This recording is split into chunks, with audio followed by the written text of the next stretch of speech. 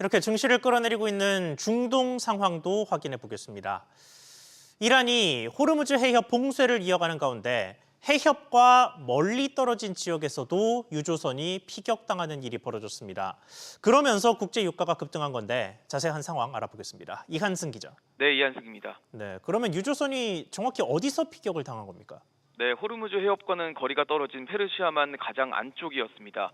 현지 시간 5일 로이터 통신과 CNBC에 따르면 걸프 해역에서 정박 중이던 유조선 두 척이 잇따라 공격을 받았습니다. 그중 한 척은 이라크산 연료를 싣기 위해 이라크 쪽 페르시아만 항구 인근에 정박해 있던 바하마 선적 유조선이었는데요. 이 유조선은 폭발물을 실은 이란의 원격 조종 보트의 공격을 받은 것으로 알려졌습니다. 또 다른 한 척은 쿠웨이트 인근 해상에 정박해 있다가 공격을 받아 폭발했습니다. 엿새째에 접어든 이란 사태는 중동 전체로 번지는 분위기인데요. 아랍에미리트에서는 미군이 주둔한 알다프라 공군기지 인근에 드론이 떨어지면서 에너지 시설이 피해를 입었고, 바레인에서는 이란의 미사일이 국영 정유시설을 공격하기도 했습니다. 자, 이런 소식에 유가 불안도 재점화되는 모습입니다. 네, 이날 뉴욕 상품거래소에서 4월 인도분 서부 텍사스산 원유 선물 종가는 배럴당 81달러 1센트로 전장보다 8.51% 상승했습니다. WTI가 81달러를 넘어선 건 지난 2024년 6월 이후 처음으로 트럼프 2기 행정부 출범 이후 가장 높은 수준이었습니다. 5월 인도분 브렌트유 선물 종가도 5% 가까이 급등하면서 85달러를 넘어섰습니다. 호르무즈 해협 폐쇄에 중동 전체로의 확전 우려로 국제유가 불확실성이 확대되자 유가가 배럴당 100달러 이상으로 치솟을 우려까지 제기되고 있습니다. SBS 비즈 이한승입니다. 이런 국제 유가의 변화는 보통 시차를 두고 국내 주유소 기름값 등에 반영이 됩니다만 최근 며칠은 양상이 좀 달랐습니다. 거의 즉시라고 해도 좋을 만큼 휘발유 값이 급등세를 타면서 정부도 비상이 걸렸는데 국내 유가 관련 소식 연달아 짚어보겠습니다. 기름값 급등에 비상한 관심을 보이고 있는 건 대통령도 마찬가지입니다. 담합 가능성에 대한 경고 메시지를 쏟아내고 있는데 먼저 청와대 출입기자 연결해 보겠습니다. 김한진 기자. 네, 김한진입니다. 네, 이재명 대통령이 어제 국무회의에 이어서 조금 전에 열린 수석보좌관 회의에서도 기름값 이야기를 했습니다. 구체적인 발언 내용 어땠습니까? 네, 이 대통령은 말씀하신 대로 조금 전 열린 수석보좌관 회의에서 반사회적 악행이라는 표현을 쓰면서 담합 행위를 겨냥했습니다. 들어보겠습니다.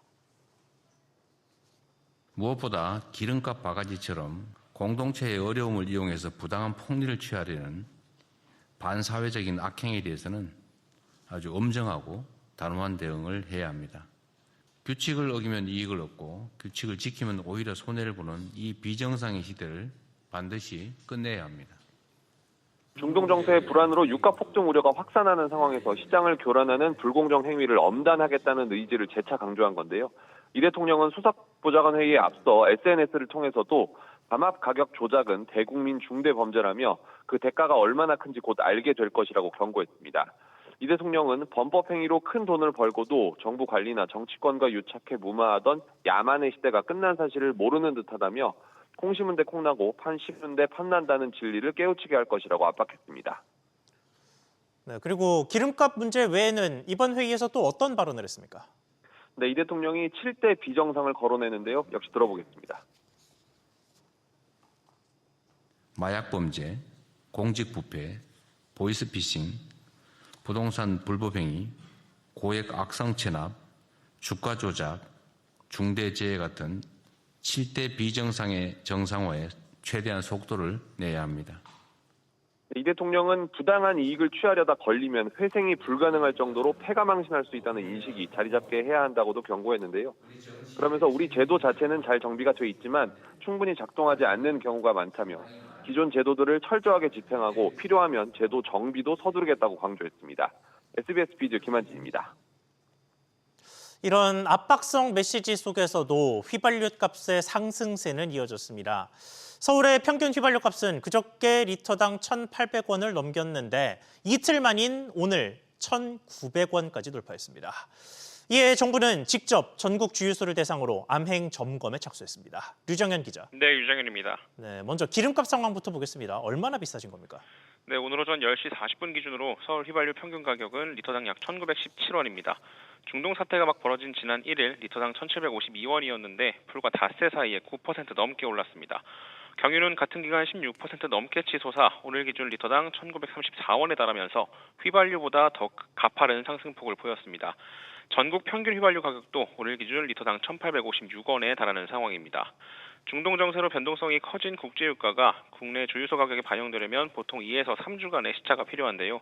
아직 기간이 그렇게 많이 지나지도 않았는데 국내 기름값이 치솟는 건 사태 장기화 우려에 따른 불안 심리로 주유 수요가 높아진 영향으로 풀이됩니다.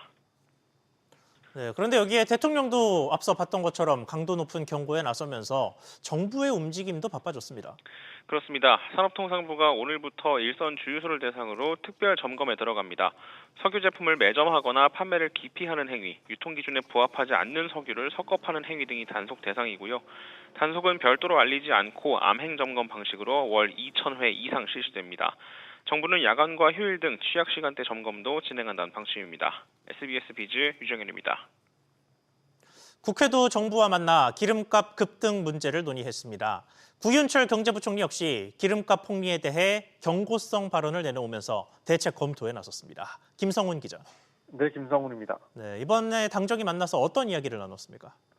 네, 오전에 당정은 중동 상황 관련 경제 분야 대응 방향을 논의하는 긴급 실무협의회를 가졌는데요. 구윤철 부총리 겸 재정경제부 장관은 기름값을 폭리로 취하거나 매점 매석하는 행위에 대한 엄정 대응을 다시 강조했습니다. 들어보시죠. 무관용 원칙으로 할 수 있는 최대한 조치를 통해서 이런 국가적 위기 상황을 악용해서 그것도 민생을 통해서 폭리를 취하는 거 이런 행위에 대해서는 절대로 용납해서는 안 되겠다는 그런 각오를 가지고 있습니다. 구 부총리는 현재 208일분 이상의 비축률을 가지고 있다고 설명하면서 필요한 경우 유종별 또 지역별로 최고 가격 지정을 위해 검토에 들어갔다고 설명했습니다. 민주당은 원유 수급 다변화에 따른 운송비를 지원해달라는 산업계 의견을 전하면서 국내 시장 복귀 계좌 RIA 도입 등을 담은 이른바 환율 안정 3법을 19일쯤까지 조속히 처리하겠다고 밝혔습니다. 네, 그리고 국회는 정부를 불러서 중동 현지 상황에 대한 파악에도 나섰습니다. 네, 그렇습니다. 국회 외교통일위원회는 경제와 외교, 안보와 관련한 긴급 현안질을 진행 중인데요. 조현 외교부 장관은 우선 교민과 관광객 귀국을 위해 아랍에미리트에서 오늘부터 한국으로의 민항기가 운항을 다시 시작할 것이라고 밝혔습니다. 정부는 호르무즈 해협 봉쇄로 현재 발이 묶여 있는 유조선 7척 등 원유 수송 상황과 대책 등에 대해서도 설명할 것으로 보입니다. SBS 비즈 김성훈입니다. 중동 정세의 불안은 지금 보신 기름값 외에도 다양한 경로로 물가를 자극합니다. 당장 요동치기 시작한 게 글로벌 해상 운임, 그러니까 운송료입니다. 유조선 운임과 용선료가 급등하고 있습니다만 국내 해운사들은 운임 인상 카드를 두고 서로 눈치 보기만 하는 상황입니다. 조슬기 기자. 네, 조슬기입니다. 네, 글로벌 해상 운임이 전례 없는 수준을 보이고 있다고요. 맞습니다. 가장 먼저 반응한 것은 유조선 시장입니다. 발틱 해운거래소와 해양지능공사에 따르면 중동과 극동 노선 기준 VLCC 운임이 한 달 만에 3배 넘게 폭등했습니다. 지난달까지만 해도 12만 달러 후반이었는데 40만 달러 선을 훌쩍 넘었습니다. 또 배를 빌려 쓰는 비용, 이른바 용선료는 불과 일주일 사이에 20만 달러대에서 40만 달러 후반으로 2배 넘게 치솟았습니다. 실제로 GS칼텍스가 최근 사우디 얀부 항구에서 원유를 실어올 초대형 유조선 VLCC를 긴급 확보했는데 하루 용선료가 우리 돈으로 약 6억 4천만 원에 달했습니다. 해외 전문 매체 스플래시 247은 이를 VLCC 역대 최고 스팟 운임이라고 보도하기도 했습니다. 컨테이너 운임도 마찬가지인데요. 세계 3위 선사 프랑스 CMA CGM이 중동 항로 화물에 최대 4천 달러의 긴급 분쟁 할증료를 부과해 비용 부담을 화주들에게 전가했습니다. 자, 이런 가운데 국내 해운사들의 상황은 어떻습니까? 네, 국적 1위 선사인 HMM을 포함한 이 국내 해운사들은 사실상 가시방석에 앉은 상황입니다. HMM은 운임 인상이나 이 할증료 도입, 또 항로 중단 등 이 어느 쪽도 쉽게 결정하지 못하고 있는 상태인데요. HMM 측은 현재 해외 상황을 예의주시하고 있으며 아직까지 변동된 사항은 없다는 입장입니다. 대한해운과 페노션 등 이 다른 해운사들도 대부분 사전에 장기 계약을 맺어준 덕에 해상 운임 관련 아직까지 뚜렷한 움직임은 없습니다. 다만 이 중동 분쟁이 길어질수록 비용 압박이 불가피해 인상 대열에 합류하는 건 시간 문제라는 관측이 나옵니다. SBS 비즈 조슬기입니다. 이번 이란 사태가 반영되기 직전인 지난달에 국내 소비자 물가 상황도 집계됐습니다. 전체 물가는 1년 전보다 2% 오른 것으로 나타났는데 쌀과 삼겹살 등 밥상 물가가 눈에 띄게 오르면서 체감 부담은 더 늘고 있습니다. 최나리 기자. 네, 최나리입니다. 네, 소비자 물가 현황이 어땠습니까? 네, 국가데이터처에 따르면 지난달 소비자 물가 지수는 118.4로 1년 전보다 2% 올랐습니다. 고환율 여파로 지난해 10월과 11월 2.4%까지 올랐던 상승률은 연말 소폭 떨어졌지만 여전히 2%대입니다. 공급량 증가와 기저 영향으로 농산물 가격이 내리면서 전체 농축수산물 상승폭은 줄었는데요. 주요 먹거리 물가 상승세는 좀처럼 꺾이지 않고 있습니다. 특히 주식인 쌀 가격은 11개월 연속 상승하며 최근 17% 올라 이달 초 쌀 20kg의 평균 소비자 판매 가격은 6만 원을 넘겼습니다. 네, 그 외에 먹거리 물가 전반적인 상황은 어떻습니까? 지난달 돼지고기와 한우, 고등어 등 축산 선물 역시 가격 상승률이 상대적으로 높았습니다. 이달 초까지도 오름세가 이어지면서 수요가 많은 삼겹살과 목심의 100g당 평균 소비자 판매 가격은 1년 전보다 각각 13%, 14% 올랐습니다. 가격 안정을 위해 다양한 육류 할인 지원이 이루어지고 정부 양곡 공급, 미국산 쌀 판매가 예정돼 있지만 이달부터 중동 사태 영향에 따른 국제유가 급등세가 먹거리 물가 전반에 반영될 예정이어서 당분간 밥상 물가 부담이 더 커질 전망입니다. SBS 비즈 최나리입니다. 이어서 소비자 일상과 연관된 소식 연달아 전하겠습니다. 서울 강남 일대에서는 자율주행 택시가 무료로 운행되고 있었습니다. 1년 반 동안 실험적인 운행을 진행했던 건데 다음 달 이 서비스가 전격 유료로 전환됩니다. 다만 일반적으로 유료화와 함께 찾아오는 서비스의 고도화는 뚜렷하지 않은 것으로 확인됐는데 단독 취재한 기자 연결해 보겠습니다. 박규준 기자.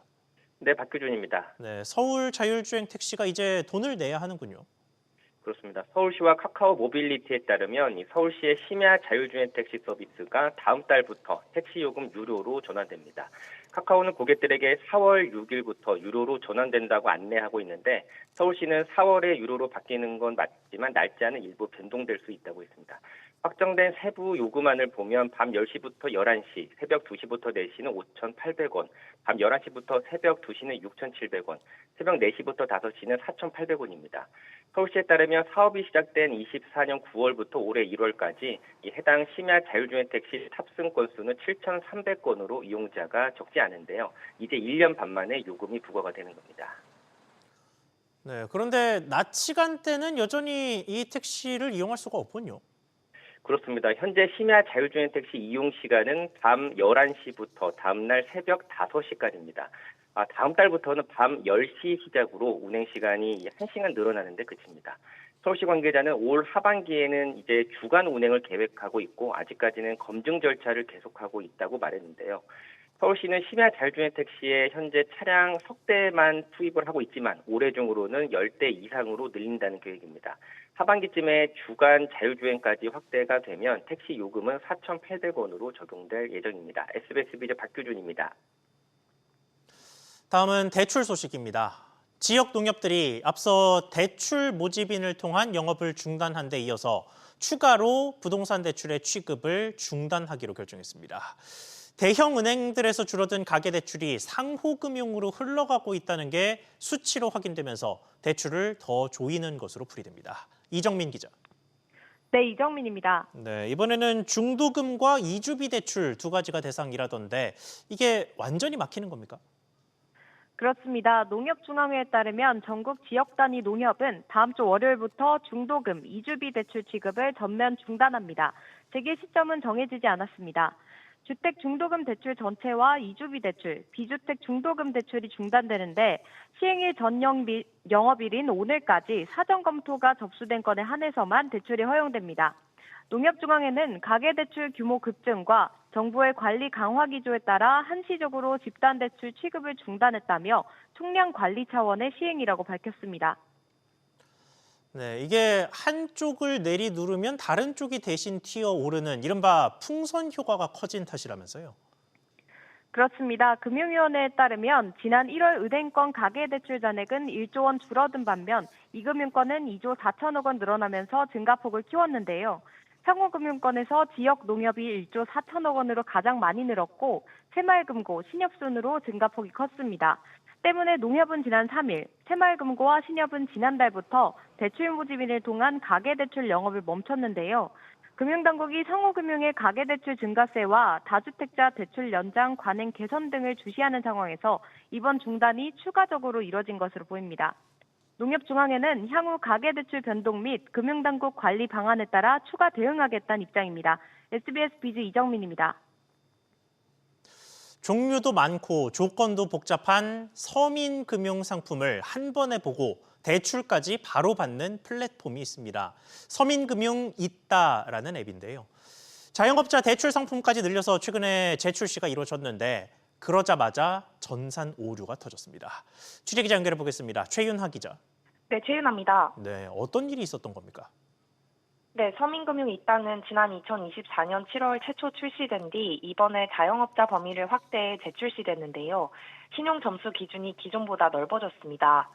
햇살론 카드의 경우 신용 평점이 하위 20%인 소상공인이 대상이었는데 하위 50%까지 확대됐습니다. 그런데 지난달 25일 앱 재출시 첫날부터 햇살론 카드 보증 신청이 막혔습니다. 주소 등 개인정보를 입력하면 일시적인 오류가 발생했다는 화면이 나오며 다음 단계로 넘어가지 않았던 겁니다. 고객의 소득 정보 등을 가져오는 과정에서 공공 마이데이터 연계가 매끄럽지 못했던 것으로 파악됐습니다. 네, 그런데 이런 오류가 이번이 처음이 아니라면서요? 네, 지난 2024년 최초 출시 당시에도 운영 첫날부터 이틀간 오류를 빚었습니다. 상품별 조회가 안 됐고 사용자가 인증을 수차례 반복해도 절차가 진행되지 않았던 겁니다. 당시 플랫폼을 게시한 금융위원회가 당초 계획했던 일정을 무리하게 맞추느라 성급하게 오픈했다는 지적이 나오기도 했습니다. 이따를 이용한 이용자는 지난 한 해 동안 665만 명, 월 평균 이용 건수도 21만 6천 건으로 재작년보다 13.1% 증가하며 금융 소비자들이 몰리고 있는데요. 하지만 이번에 같은 문제가 되풀이되며 관리가 미흡하다는 지적을 피할 수 없게 됐습니다.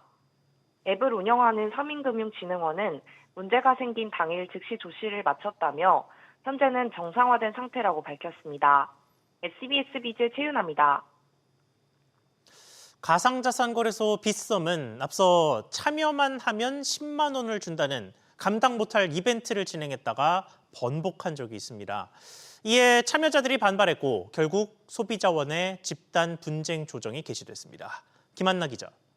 네, 김한나입니다. 네, 빗썸의 최대 현안인 62조 원 오지급 문제도 이벤트랑 연관이 있었던 일인데 여러 이벤트에서 문제가 발생하는 것 같습니다. 이번에는 정확히 어떤 이벤트였습니까? 네, 빗썸은 지난해 11월 API 거래를 처음 이용하는 고객들에게 거래 수수료 전액을 돌려주고 지원금 10만 원도 지급한다며 이벤트 참여를 유도했습니다. 시세 조회와 매수, 매도 등을 자동화한 새로운 빗썸 프로그램의 가입자를 유치하기 위한 이벤트였는데요. 5만 3천 명에 달하는 예상을 뛰어넘는 가입자들이 몰리자 빗썸이 한 번만 거래한 경우는 제외한다는 조건을 추가로 내세운 겁니다. 이에 고객 77명은 빗썸에서 최초 공지한 조건 때문에 거래를 한 만큼 지원금 10만 원을 지급해야 한다며 지난 1월 소비자원에 집단 분쟁 조정을 신청했고 소비자원은 오늘 조정 개시 결정을 내렸습니다. 네, 그러니까 5만 3천 명 참여자 중에 77명만 분쟁을 제기한 건데 또 다른 피해 고객들도 이번 조정에 참여할 수 있습니까? 소비자원은 우선 기존 신청자들의 신속한 조정 진행을 위해 추가 신청은 받지 않기로 했습니다. 다만 5월 초로 예정된 이번 조정 결과에 대해 빗썸이 수용을 하면 조정 신청을 하지 않은 다른 피해 고객들도 모두 일괄 보상을 받을 수 있도록 한다는 방침입니다. 빗썸 측은 이벤트 취지와 무관한 거래 패턴이 다수 확인돼 추가 안내를 하게 된 것이라며 조정 절차에서 사실관계와 경위를 충분히 설명하겠다는 입장입니다. SBS 비즈 김한나입니다. 최근 증시의 급등락 속에서 관심을 받았던 업종 중 하나는 증권사들이었습니다. 그런데 거래 수익을 대형사들이 많이 가져가고 중소형사들은 양극화가 더 심해진다는 평가가 많은데요. 이런 상황을 돌파하기 위해 중소증권사들이 신사업 추진에 나섰습니다. 취재기자 연결해 보겠습니다. 신성우 기자. 네, 신성우입니다. 네, 이제 와서 개인 투자자를 끌어모으기는 좀 쉽지가 않을 테고 기관들을 노려야겠죠. 네, 그렇습니다. 유진투자증권이 기관 전용 사모펀드의 업무집행사원 업무를 신규 사업에 추가하기로 했습니다. 업무집행사원이란 사모펀드의 재산을 운용, 관리하는 핵심 주체를 말하는데요. 유진투자증권은 지난달 금융당국으로부터 업무집행사원 라이선스를 취득했다며 이달 말 주주총회를 거쳐 관련 사업을 본격적으로 추진한다고 설명했습니다. 부동산 PF를 담당하던 구조화 금융본부에서 해당 업무를 맡아 부동산 관련 펀드를 조성하고 또 자금을 운용할 계획입니다. 유진투자증권은 지난해 645억 원의 순이익을 거둔 바 있는데요. 실적 개선세가 뚜렷하게 나타나곤 있지만 조단위 순이익을 내는 대형사들에 비하면 아직 초라합니다. 이에 새로운 성장 동력을 확보하기 위해 신규 사업 기회를 모색하는 것으로 풀이됩니다. 자, 이것 외에도 중소증권사들의 사업 환경이 녹록지 않죠. 네, 한양증권도 지난달 기관 전용 사모펀드 업무집행사원 등록을 마치고 사모펀드 비즈니스 역량 강화에 나선다고 밝힌 바 있습니다. 그간 대형사 위주로 관련 사업이 진행되어 왔으나 이제 중소형사들도 적극적으로 뛰어드는 양상인데요. 증권사 입장에선 운용 규모를 키워 딜 경쟁력을 강화하고 이를 통해 수익성 확대를 기대해 볼 수 있습니다. 증권업계 관계자들은 부동산 시장 상황이 좋지 않은 가운데 중소형사들도 얼마 남지 않은 우량 사업장에 뛰어들 기회를 모색하고 있다고 설명했습니다. SBS 비즈 신성우입니다. 올해 1월 경상수지가 반도체 수출 호조에 힘입어 월간 기준 역대 5위를 기록했습니다. 한국은행은 지난 1월 경상수지가 132억 6천만 달러로 집계돼 33개월 연속 흑자 흐름을 이어갔다고 밝혔습니다. 수출에서 수입을 뺀 상품 수지 흑자가 4.5배 확대된 가운데 반도체 수출 증가폭이 커졌고 승용차 수출도 늘어난 영향입니다.